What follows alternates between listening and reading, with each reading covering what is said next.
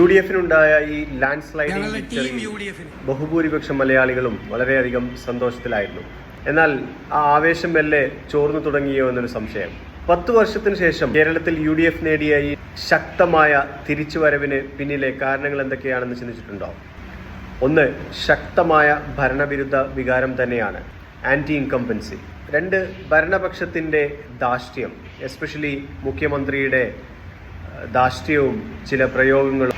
പിന്നെ Sabarimala സ്വർണ്ണക്കൊള്ളയും സ്വജനപക്ഷപാതവും, means nepotism കേരളത്തിൽ അധികം പ്രയോഗിക്കാത്ത ഒരു സംഭവമാണ്. എന്നാൽ LDF ഗവൺമെൻറ് വേറൊരു രീതിയിലാണ് ഈ നെപ്പോട്ടിസം ട്രൈ ചെയ്തതെന്ന് വേണം മനസ്സിലാക്കാനായിട്ട്.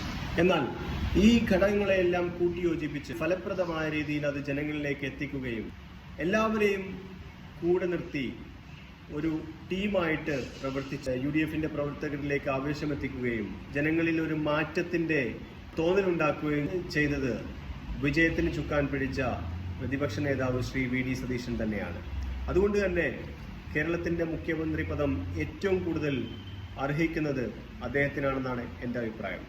ശ്രീ VD സതീശൻ്റെ ലീഡർഷിപ്പിനെ കുറിച്ച് നിങ്ങളുടെ അഭിപ്രായം താഴെ കമൻറ്റ് ചെയ്യുക. താങ്ക്